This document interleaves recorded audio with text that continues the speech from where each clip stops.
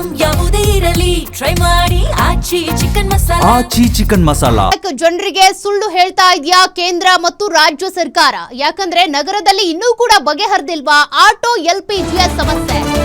Guarantee news reality check ನಲ್ಲಿ ಅಸಲಿಯತ್ತು ಅನಾವರಣಗೊಂಡಿದೆ. ಹಾಗಾದ್ರೆ ಕೇಂದ್ರ ಸರ್ಕಾರ ರಾಜ್ಯ ಸರ್ಕಾರ ಪ್ರತಿನಿತ್ಯ ಸುಳ್ಳು ಹೇಳ್ಕೊಂಡು ಮೋಸ ಮಾಡ್ತಿದ್ಯಾ ಜನರಿಗೆ? ನಗರದಲ್ಲಿ ಇನ್ನೂ ಕೂಡ ಆಟೋ ಚಾಲಕರ ಎಲ್ಪಿಜಿ ಸಮಸ್ಯೆ ಬಗೆಹರಿದಿಲ್ಲ. ನಗರದ ಬಹುತೇಕ ಬಂಕ್ಗಳಲ್ಲಿ ಆಟೋ ಎಲ್ಪಿಜಿ ಸಿಗ್ತಾ ಇಲ್ಲ.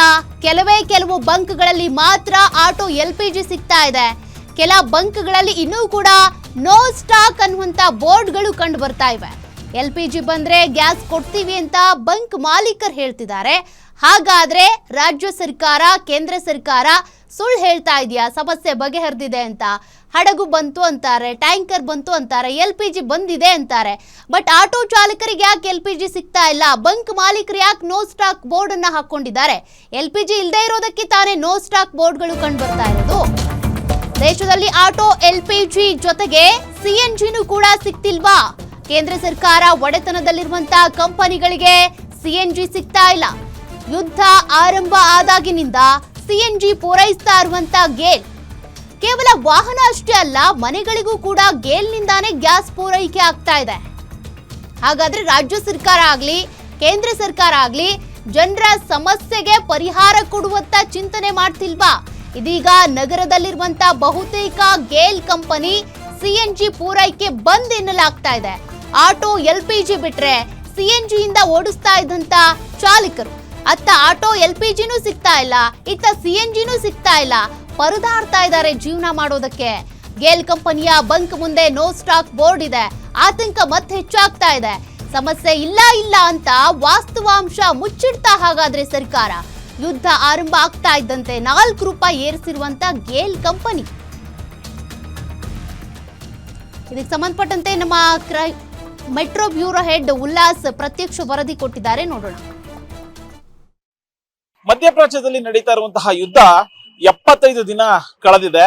ಸೊ ಒಂದ್ ಕಡೆ ಆಟೋ ಎಲ್ಪಿಜಿ ಆಗಿರ್ಬೋದು, ಕಮರ್ಷಿಯಲ್ ಸಿಲಿಂಡರ್ ಆಗಿರ್ಬೋದು, ಪೆಟ್ರೋಲ್ ಡೀಸೆಲ್ ಪೂರೈಕೆಯಲ್ಲಿ ವ್ಯತ್ಯಾಸ ಆಗ್ತಾ ಇದೆ ಅನ್ನುವಂತಹ ಮಾತುಗಳು ಕೇಳಿ ಬರ್ತಾ ಇದೆ. ಇದ್ರ ನಡುವೆನೆ ಪ್ರಧಾನಿ ಮೋದಿ ಎಲ್ಲದನ್ನು ಕೂಡ ಅಂದ್ರೆ ಗ್ಯಾಸ್ ಆಗಿರ್ಬೋದು ಅಥವಾ ಪೆಟ್ರೋಲ್ ಡೀಸೆಲ್ ಎಲ್ಲವನ್ನು ಕೂಡ ಮಿತವಾಗಿ ಬಳಸಿ ಅನ್ನುವಂತಹ ಒಂದು ಮನವಿಯನ್ನ ದೇಶದ ಜನರಿಗೆ ಮಾಡಿದ್ದಾರೆ. ಸೊ ಇದ್ರ ಬೆನ್ನಲ್ಲೇನೆ ಈಗಲೂ ಕೂಡ ಬಹುತೇಕ ಆಟೋ ಎಲ್ಪಿಜಿ ಸಿಗ್ತಾ ಇಲ್ಲ, ಬಂಕ್ಗಳಿಗೆ ಎಲ್ಪಿಜಿ ಸಿಗ್ತಾ ಇಲ್ಲ ಅನ್ನುವಂತಹ ಒಂದು ಮಾತುಗಳು ಕೇಳಿ ಬರ್ತಾ ಇದೆ. ಒಂದ್ ಕಡೆ ಕೇಂದ್ರ ಸರ್ಕಾರ ಹೇಳ್ತಾ ಇದೆ ಸಮಸ್ಯೆ ಎಲ್ಲವೂ ಕೂಡ ಬಗೆಹರಿದಿದೆ, ಯಾರು ಕೂಡ ಆತಂಕ ಪಡುವಂತ ಅಗತ್ಯ ಇಲ್ಲ ಅಂತ ಹೇಳಿ. ಆದ್ರೆ ಶೇಷಾದ್ರಿಪುರಂನಲ್ಲಿ ಇರುವಂತಹ ಒಂದು ಬಂಕ್ ನಲ್ಲಿ ನೋ ಸ್ಟಾಕ್ ಅನ್ನುವಂತಹ ಒಂದು ಬೋರ್ಡ್ ಹಾಕಲಾಗಿದೆ. ಸದ್ಯ ನಾನು ಶೇಷಾದ್ರಿಪುರಂನಲ್ಲಿ ಇರುವಂತಹ ಆ ಒಂದು ಬಂಕ್ ನ ಮುಂಭಾಗ ಇದ್ದೀನಿ. ನಾನು ನಿಮಗೆ ಇಲ್ಲಿ ತೋರಿಸ್ತಾ ಹೋಗ್ತಾ ಇದ್ದೀನಿ. ಈಗಾಗಲೇ ನೋ ಸ್ಟಾಕ್ ಅನ್ನುವಂತಹ ಒಂದು ಬೋರ್ಡ್ ಅನ್ನು ಹಾಕಲಾಗಿದೆ. ಸಾರಿ ಫಾರ್ ಇನ್ಕನ್ವೀನಿಯನ್ಸ್ ಅಂತ ಹೇಳಿ. ಅಂದ್ರೆ ಎಲ್ಲೋ ಒಂದು ಕಡೆ ಕೇಂದ್ರ ಮತ್ತೆ ರಾಜ್ಯ ಸರ್ಕಾರಗಳು ಸುಳ್ಳು ಹೇಳುವಂತಹ ಕೆಲಸವನ್ನ ಮಾಡ್ತಾ ಇದೆಯಾ ಅಂತ ಹೇಳಿ. ಒಂದ್ ಕಡೆ ಯಾವುದೇ ರೀತಿಯಾದಂತಹ ಸಮಸ್ಯೆ ಇಲ್ಲ, ಎಲ್ಲವೂ ಕೂಡ ಆಟೋ ಎಲ್ಪಿಜಿ ಆಗಿರ್ಬೋದು ಎಲ್ಲವೂ ಸಮರ್ಪಕವಾಗಿ ಪೂರೈಕೆ ಆಗ್ತಿದೆ.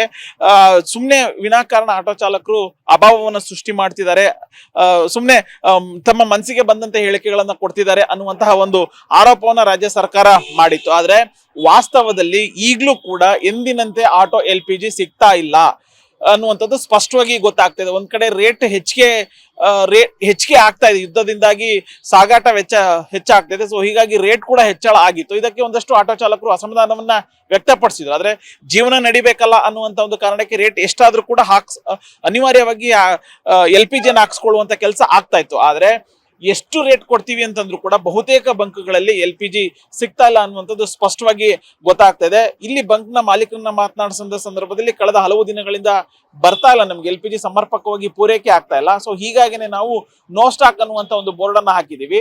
ಸೊ ಆದಷ್ಟು ಬೇಗ ನಮ್ಗೆ ಎಲ್ಪಿಜಿ ಬರುವಂತ ಸಾಧ್ಯತೆಗಳಿದಾವೆ. ಬಂದ ತಕ್ಷಣ ನಾವು ಆಟೋಗಳಿಗೆ ಎಲ್ಪಿಜಿನ ತುಂಬಿಸುವಂತ ಕೆಲಸವನ್ನ ಮಾಡ್ತೀವಿ. ಸೊ ಅಲ್ಲಿ ತನಕ ಕೂಡ ನೋ ಸ್ಟಾಕ್ ಅನ್ನುವಂತ ಒಂದು ಬೋರ್ಡ್ ಅನ್ನ ಹಾಕುವಂತ ಅನಿವಾರ್ಯತೆ ನಿರ್ಮಾಣ ಆಗಿದೆ ಅನ್ನುವಂತ ಒಂದು ಮಾತನ್ನ ಬಂಕ್ ನ ಮಾಲೀಕರು ಹೇಳ್ತಾರೆ.